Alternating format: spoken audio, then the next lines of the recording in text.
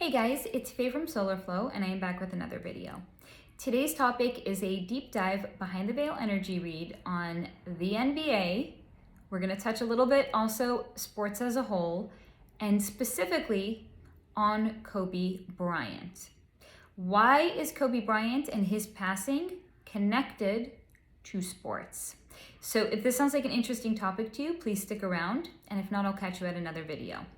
So I have said in previous videos, especially my video on Michael Jordan, that he was my personal MVP player because he was my generation and I grew up watching him, and that I would not concede in any way, shape, or form that there was a better player prior to or thereafter.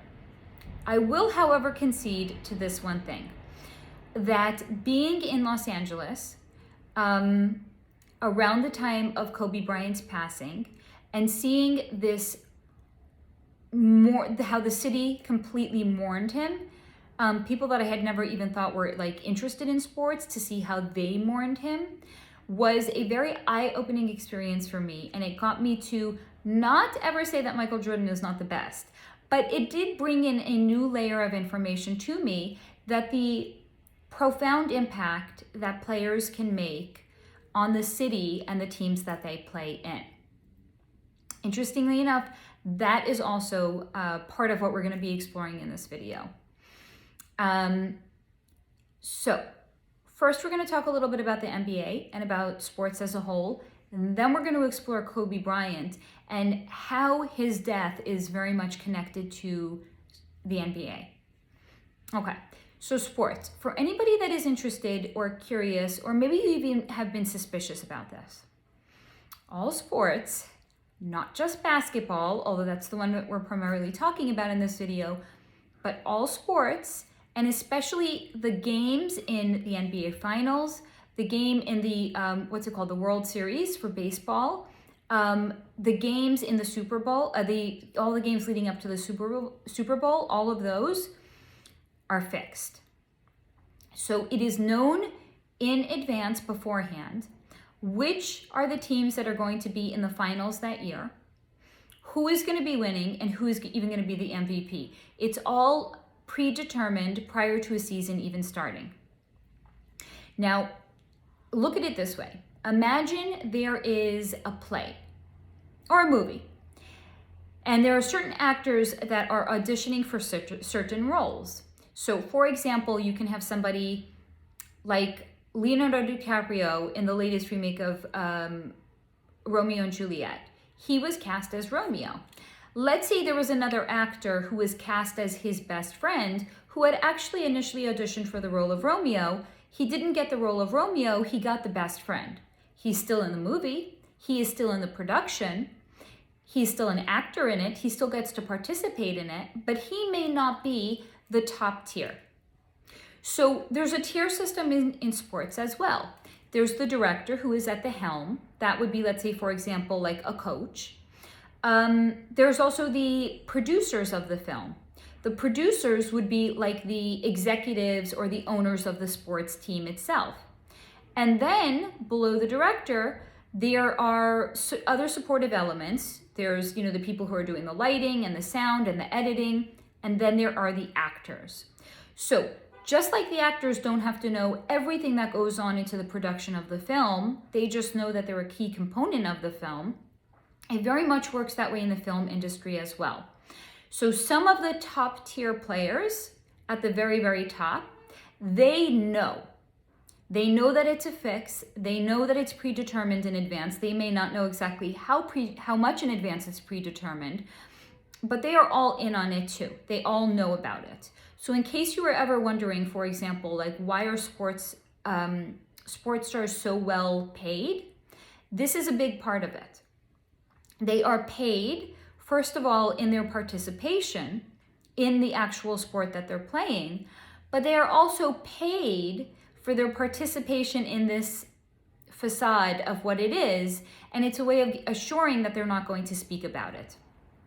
Now, also, we're going to go back to this idea of it being a play, right? So let's say an actor really wanted to be Romeo. He didn't get cast as Romeo. So let's say there's also a player, and a player wanted to be the best on the team. He is maybe not deemed for whatever reason that he's going to be the best on the team, but he still gets to play and he still gets to participate, and he's very well reimbursed. Now, he still has a role to play in it. So let's take somebody, for example, like a Shaquille O'Neal. I think Shaquille O'Neal is pretty much considered to be like the worst free throw shooter in the entire NBA. And of course, now he's retired. But at the time that he was playing, and I think also my son had told me like he only got one, was it one free throw or one three-pointer? I don't even remember. But that was not like his particular skill set. He didn't bring that. So again, take that back to this idea. He maybe wanted to be Romeo. He didn't get the role of Romeo. It was determined that his role in the play, or his position on the team, or the impression or the reputation that he was going to have for all time was going to actually be a really poor free throw shooter. Now, this is very much done by design as well, on a couple of fronts, and I'm going to go into all of that.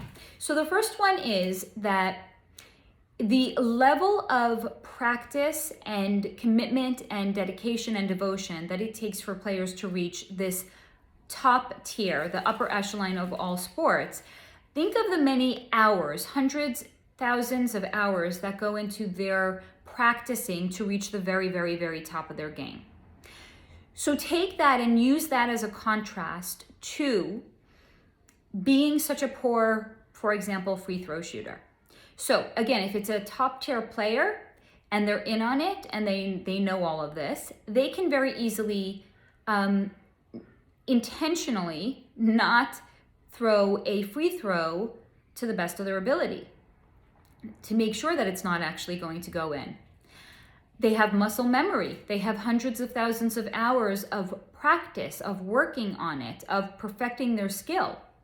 So it's very notable if it doesn't go in. Now, there are maybe other players on the team that are not privy to this. They're not, let's say, the starters or the starting lineup, or maybe they're players that, they get some play time, but they don't get the maximum amount of play time. There's an insurance policy in place with players like that as well to make sure that nothing is going to go off without a hitch. So to that end, they will make sure that these players are hypnotized, or maybe a better way of saying that would be to be brainwashed into not performing to their peak ability. So the way that would work, let's say, for example, is they're going to have a sit down with the coach. The coach is going to want to talk with them, or maybe it's not a coach. Maybe there's, I think they have therapists that they can talk to, or I'm actually even being shown there's somebody that they can talk to where they can go and they can get pumped up prior to a game, right? So they need some extra boost of motivation. There's someone that they can go talk to. So while they're talking to these people, there's some sort of an implantation.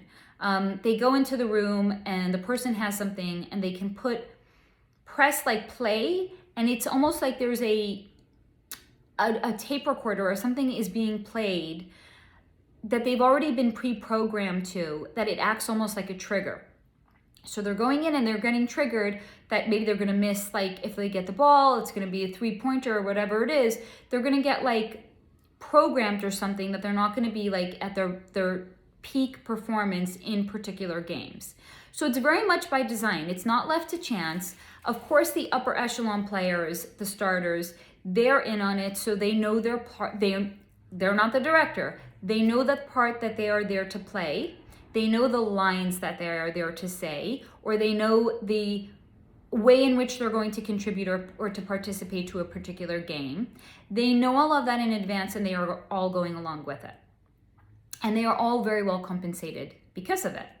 Now, as we have also talked in other videos about the way in which the laws of karma would work, which is, let's say, for example, and I'm going to kind of skirt around the actual term, But I've used the word like cabal, right? What's another word for the cabal? Let's say you go into a dark room and you want to illuminate the room. So take that word illuminate and transform it into something else that would perhaps imply a different branch or division of such a club. So the way that it actually, sorry, I have an itch on my leg. So the way that this all works with them and how this is all interconnected is we're going to go back to that idea at the top of the organization. And that according to the laws of their karma and in the way that things are laid out, is that they need to show you what they're doing, and because that absolves them of any of the responsibility that comes thereafter. So again, we've talked about this, right? Something is produced in a movie, you're watching it and you're just thinking it's a work of fiction. It's fake, it's fantasy, that's not real. So that can cover a whole host of things. Like you're watching a movie with magic and you're thinking, oh, well, magic's not real. It's fiction. It's in a movie. This has actually been revealed, but in a different sport. And the sport that it was actually revealed in is WWE. That is wrestling. That is the World Wrestling Entertainment. So they came out and they actually had to reveal that all of the supposed beefs that we see, all of the drama and anything like that, and even what goes on in the actual ring, or is it called ring? No, it's called a ring, has already been, they have already run through all of it, and they have practiced it, and they know this one's going to do this move, that one's going to do that move, this is the way it's going to go down, and this is how it's all going to end. That's a reveal, because here's the thing, it's in sports. So is it not such a stretch of the imagination to say, oh, well, there's sports where they're admitting that it's entertainment, and they're admitting that it's all rehearsed prior to them actually getting into the ring and them doing this. So it's a reveal, because it's not a stretch of the imagination to say if it happens in wrestling, that it's happening in all other forms of sports entertainment. They're just not coming out and blatantly saying it like they have said with wrestling. But the reveal is there. It's for us to see it, right? They are telling you. They are not just you, they're telling us. They are revealing it to all of us. It's for us to put the pieces together.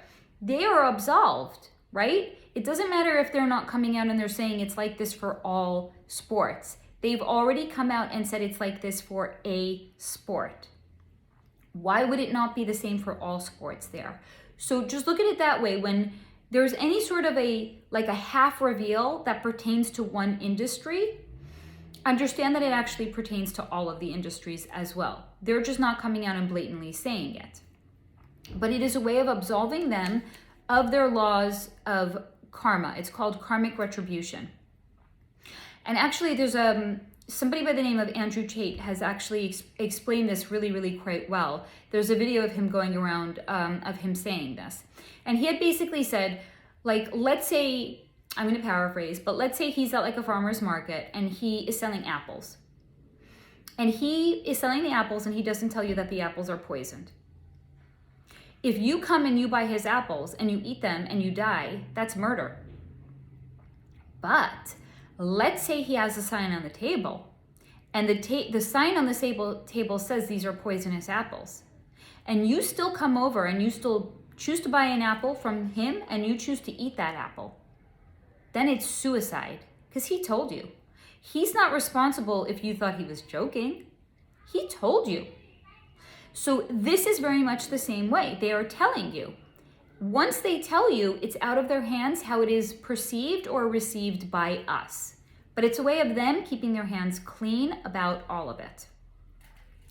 Now, it's very interesting, just to touch on Shaq for another minute here. It was actually shown to me that now he's of course retired, but he actually laughs about all of this, and he thought it was hilarious that people thought he was the worst free throw shooter, because he actually could have gotten those in. But again, he wasn't cast in that role to be a great free throw shooter. He was cast in a particular role.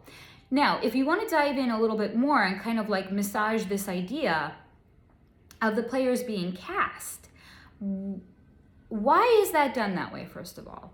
Right? Like, why, first of all, are they being cast in a good role or a bad role, or a good free throw shooter or a not good free throw shooter, or about one team winning over another, or anything that happens along the way? Why?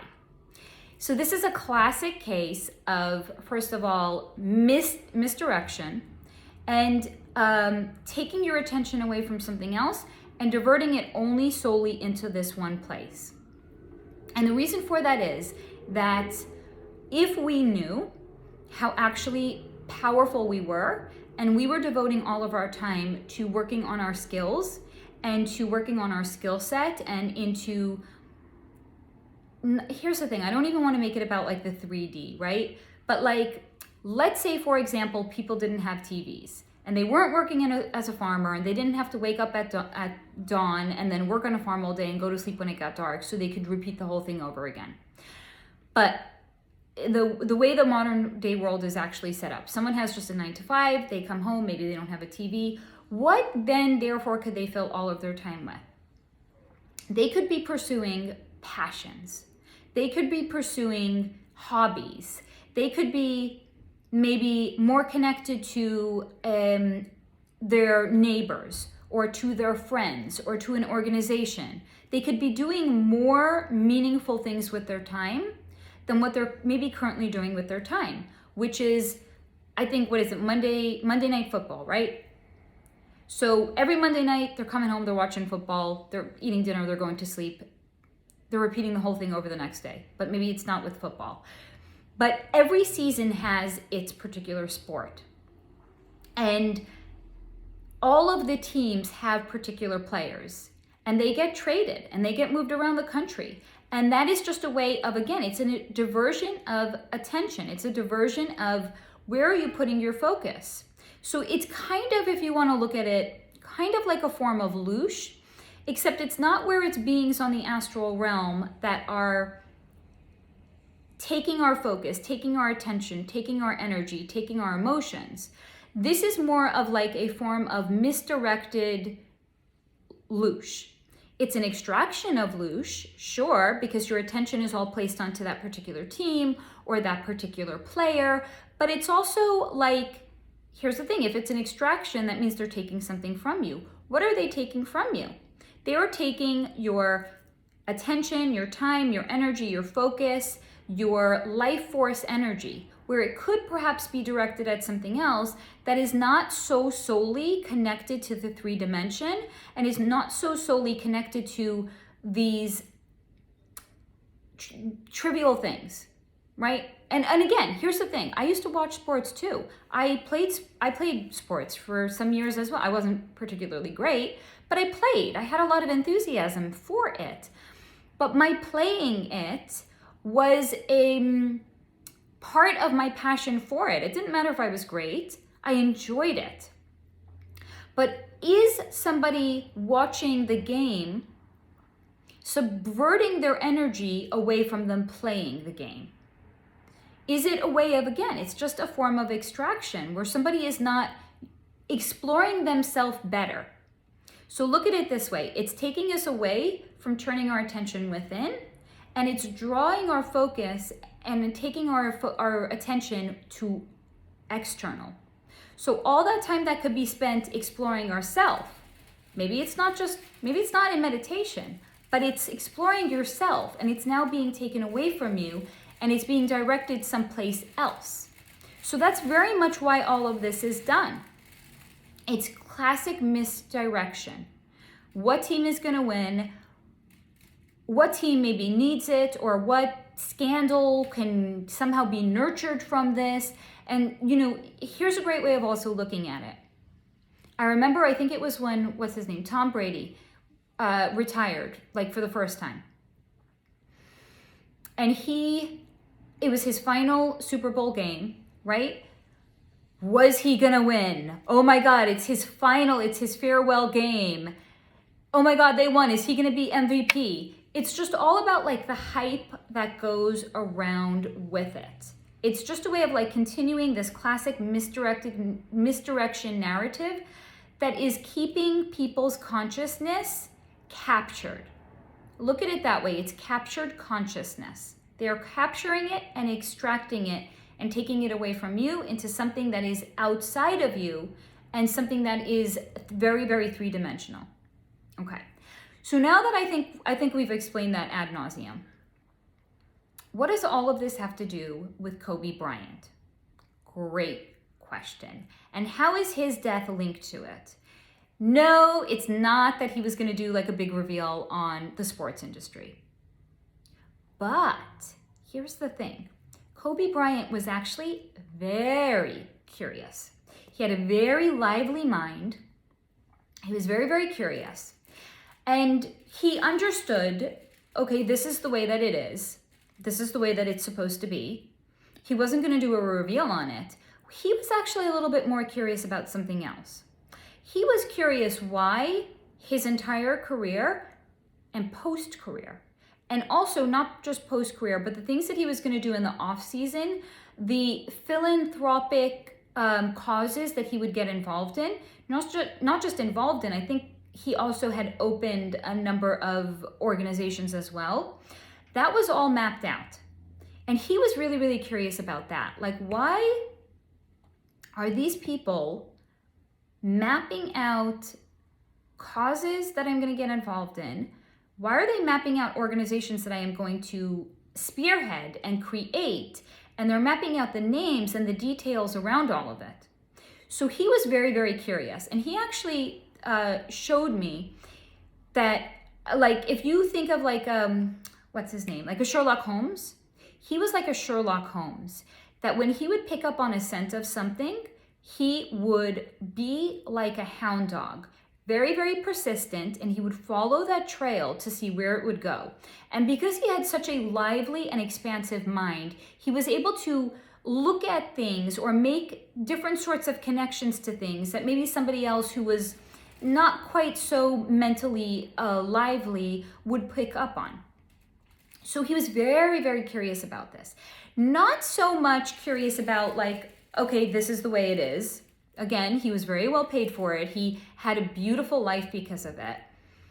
But why with all of this philanthropic work? Now, so here's the thing. He asked a lot of questions. And where the upper members in the cabal, or that other word that I had said before, other players would be very content to take the money, to take the deal, and to live their life. And they had great lives, right? They, in the three dimension anyway, sure. They all had, great houses and cars and whatever else. So they had all of those creature comforts in the three dimension.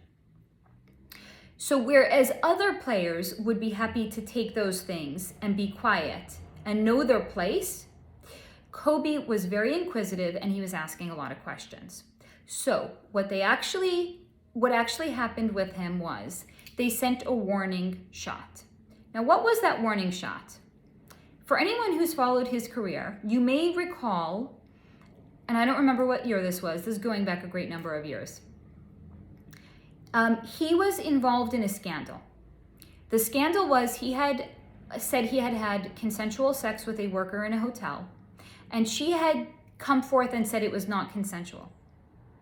So what actually happened in that case, it's one of two things. It's either she was a plant, she was set up specifically for this purpose of going and perhaps making it seem like it was going to be consensual, but in the back of her mind, she always knew that this was going to happen thereafter, where she was going to say it was non-consensual. Or somebody had gotten to her after the fact and had given her a financial incentive, one would say, to change the story. I'm more inclined to believe that it is the first one, that he was set up rather, and that this was known was going to happen, and she was, again, playing her role in it. This was her role in the play. Not a particularly big role, but this was her role nonetheless. That was a warning to Kobe. Kobe, pay attention. It's not me saying it. They were giving him a warning. We expect you to know your place. If you do not know your place, these are the things that can happen. So if you want our protection, you color in our lines. Don't color outside of them. Don't step outside of them. Don't even look outside. Don't even imagine that there's any place to color other than in these lines and in the parameters of what we have laid out for you. We are giving you a great life. Stay within these lines. It was a warning to him. And for some time, it did actually keep him in line. But not entirely, because again, lively, curious mind, hound dog kind of an energy. He wasn't giving up on this so quickly. In fact, it made him even more curious to know, why was this going on? So he got smarter. And instead of asking a lot of questions, he started to do a lot of research, and he started to dig around, and he started to find out things on his own that people above him did not want him to know. So when his energy came into me, it was two things. It was, first of all, he wanted to show me, or a better way of saying it would be to acknowledge. He wanted to acknowledge he had had a very good life, and he had achieved success in the years that he had lived that was, beyond the scope of the success that people acquire in more than one lifetime.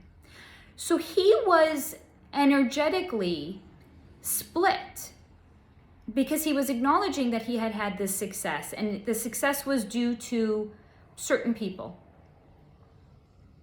But those same people that were responsible for his success were also responsible for taking him out. This was not an accidental helicopter crash. This was very much done intentionally. And he wanted to acknowledge, and it's funny that as I'm talking about this, I actually hear a helicopter outside, but it's to acknowledge the fact that he realized he was becoming a liability because he knew too much. So there was things that he had discovered on his own, again, not asking questions, but there were things that he had discovered on his own that was connected to specifically like the charities that he either was connected to, or the charities that he had perhaps even started, the philanthropic work that he was involved with. There was something there that he had discovered, and he understood immediately why this had been mapped out. There was a long-term plan put in place for all of this to go down, and he got it. He finally got it, and he realized it. And then he was a liability, because that was something that he was not meant to know, right? He was an actor. As an actor, you are not necessarily privy to the meetings that the director is having with the lighting crew, or that the director is having with the producers of the film, right? There could be script changes all of a sudden, and something else is given to you, and you're like, we've changed the lines today, this is now the scenes. So as an actor, you're not necessarily always privy to those things. So he wanted to be privy, especially because it pertained to him. It was his name, it was his philanthropic endeavors, it was the things that he was tied and connected to, and he wanted to know about them. So he made it his business to find out. Then he was a liability. He was taken out because of it. Now, when I did connect to his energy, I can also tell you he is way long gone. He is like gone. The reason so a couple of things, first of all, he doesn't necessarily want to come back here. He realizes, or is acknowledging, maybe is a better way of saying it, he had a great life. So why go back? Like let the what's the expression? Let the dead dogs lay. Something like that. Or whatever it is. Let bygones be bygones. I had a great life. I had success. Yes, true. The people that were responsible for my success were also the people responsible for my demise. Leave it. Because energetically now on the other side, he comes to understand he was not meant to put his nose where it didn't belong. So he doesn't necessarily want to come back and start putting his nose where it doesn't belong even now. He's very content being gone. It's more than that though. And here's why. The way in which Kobe was taken out, now that we're saying and we're acknowledging it was intentional, look at it this way, it was overkill. It was actually literal overkill, because not only was his daughter killed, there were a whole bunch of people on that helicopter as well that were completely innocent in all of this, and they were taken out as well. So for Kobe, on a energetic level, it's way too much for him to know that the passing of those souls are on his hands, so to say. But here's also the thing, he doesn't blame himself for it. He very much recognizes and understands that he was not responsible for it, so to say. It's more a reflection of the cabal and the club that he is in, that when they do something like this and they want to send a message, they go for overkill. Because really, if you want to send the best possible message and you want to let other people, maybe who are in the industry as well, or other industries where there's some kind of a fix like this was a message to them, to remind them, color within the lines. Because if you decide that you're going to go rogue, like Kobe went rogue, horrible things can happen to you, your family, and other innocent bystanders as well. So he very much does not want to come back here, and he doesn't want to revel in it. And it's really also the soul's acknowledgement that he had the opportunity not to put his nose where it didn't belong.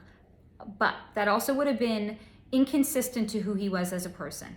He had a certain particular energetic imprint. He followed those impulses. That was who he was. But it's painful to acknowledge that your demise was connected to those things, and that other people's demises were also connected to those things. And also the fact in knowing that his daughter was killed with him, and the acknowledgement of the pain and suffering that caused to his wife. He's not coming back here. His energy doesn't linger here. He's gone. His daughter, however, very interestingly enough, when I picked up on his daughter's energy, she very much will stay with her sisters while they're playing. So when they're in a more playful state, a playful, lively, energetic kind of a state, she is with them and she's sitting with them a lot. She doesn't spend so much time visiting with her mother, again, because of the grief, and the pain and the suffering that her mother has endured and experienced because of all of this. Her mother was also very much an innocent bystander in all of this devastation that was caused and that had happened around her. Her energy was shown to me very much as just a very, very happy, content kind of a person.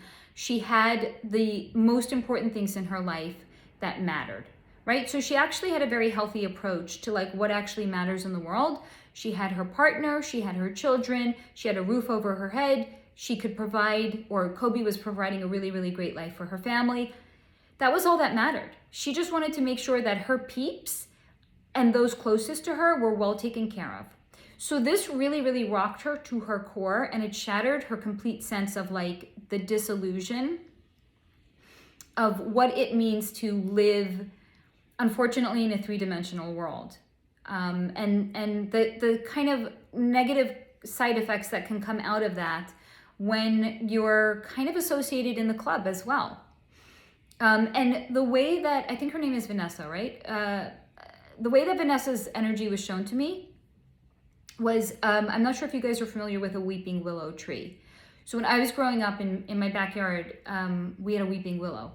So for anyone who's not familiar what it looks like, a weeping willow, the leaves on the weeping willow are first of all very, very long. not the leaves themselves, the branches, and the branches are pliable. They're not like a hard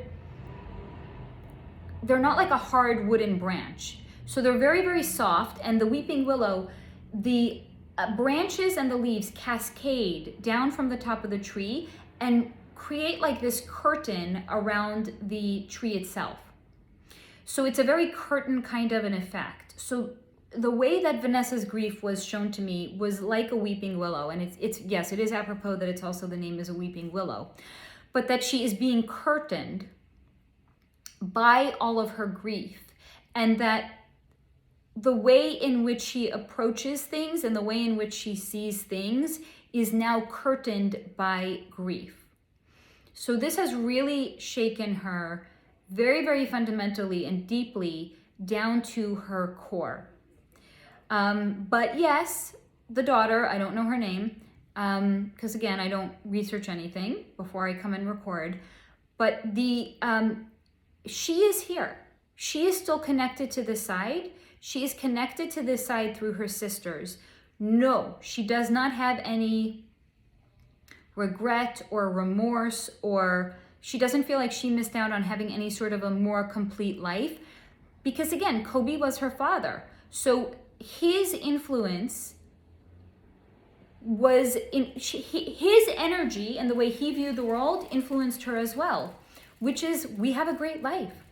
We have everything we could want for. We could have everything we could possibly ever need.